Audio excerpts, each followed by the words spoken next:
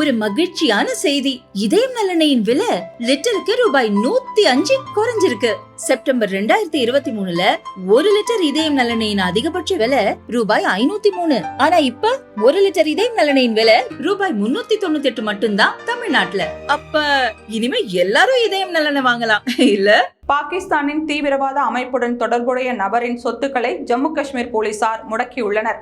Jammu Kashmir union பிரதேசத்தில் உள்ள புல்வாமா மாவட்டத்தின் அவந்திபோராவை சேர்ந்தவர் முபாசிர் அகமது. பாகிஸ்தானில் உள்ள பயங்கரவாத அமைப்புடன் தொடர்பில் உள்ள நிலையில் இவர் தொடர்ந்து தலைமறைவாக இருந்து வருகிறார். இந்நிலையில் இவருடைய லட்சக்கணக்கான ரூபாய் மதிப்புள்ள சொத்துக்களை ஜம்மு காஷ்மீர் போலீசார் முடக்கியுள்ளனர். இது குறித்து ஜம்மு காஷ்மீர் போலீஸ் வெளியிட்டுள்ள அறிக்கையில், சைதாபாத்தில் உள்ள முபாசிர் அகமதுவின் அசையா சொத்துக்களை போலீசார் முடக்கியுள்ளனர். அவந்திபோரா போலீசார் மேற்கொண்ட விசாரணையின் பின்னணியில் இந்த நடவடிக்கை எடுக்கப்பட்டுள்ளது.